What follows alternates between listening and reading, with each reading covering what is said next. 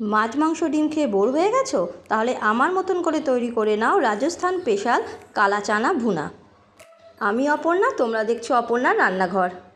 রেসিপিটা দেখার আগে একান্ত অনুরোধ, চ্যানেলটাকে সাবস্ক্রাইব করবে আর ফেসবুক পেজ থেকে দেখলে অবশ্যই পেজটাকে ফলো করে আমার পাশে থাকবে। 200 গ্রাম ছোলা সারা রাত ভিজিয়ে রেখে এখন প্রেশার কুকারে দিয়ে আমি 2টো সিটি দিয়ে সেদ্ধ করে নেব।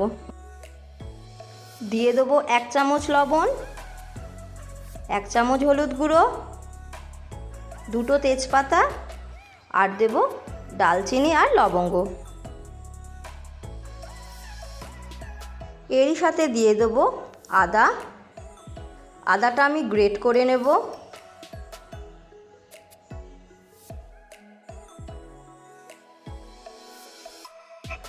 আর দিয়ে দেব একটা বড় সাইজের পেঁয়াজ কুচি।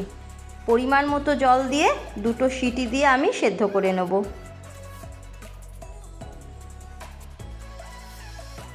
ছোলাটা আমার সেদ্ধ হয়ে গেছে। এখন একটা চামচের সাহায্যে ভালো করে নেড়ে পেঁয়াজটা মিশিয়ে নেব। একটা মশলা তৈরি করে নেব। তার জন্য একটা মিক্সিং জারে 8-10টা রসুন কোয়া,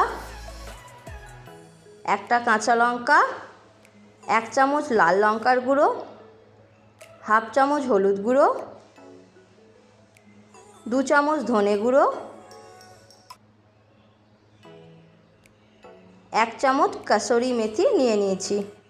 এরই সাথে দিয়ে দেবো সেদ্ধ করে রাখা ছোলা আর পেস্টটা ভালো করে হওয়ার জন্য ছোলা সেদ্ধর জল।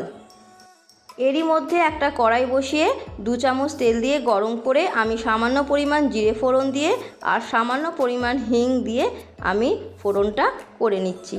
ফোড়নটা ভালো করে হয়ে গেলে দিয়ে দেবো 2টো কুচিয়ে রাখা পেঁয়াজ। পেঁয়াজ হালকা লাল করে আমার ভাজা হয়ে গেছে।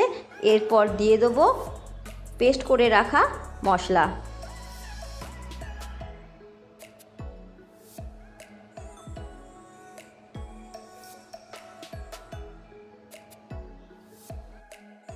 পেঁয়াজের সাথে মশলা ভালো করে কষিয়ে নিয়ে দিয়ে দেবো 2টো মিডিয়াম সাইজের টমেটো পেস্ট।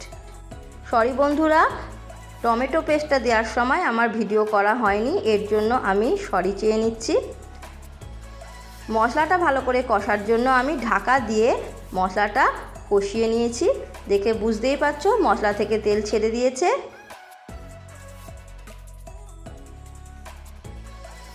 এই সময় দিয়ে দেবো সেদ্ধ করে রাখা ছোলা দিয়ে ভালো করে মিশিয়ে নেব আর এইভাবে কিছুক্ষণ ফুটতে দেবো। নামানোর আগে দিয়ে দেবো 1 চামচ গরম মশলা গুঁড়ো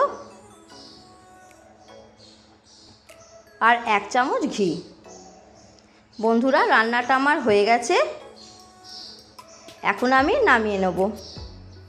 বন্ধুরা, রেসিপিটা দেখে ভালো লাগলে অবশ্যই লাইক করবে আর কমেন্ট করে আমাকে জানাবে যে তোমাদের কেমন লাগলো। আজ পর্যন্ত তাহলে এটুকুই, ফিরে আসছি নেক্সট ভিডিও নিয়ে।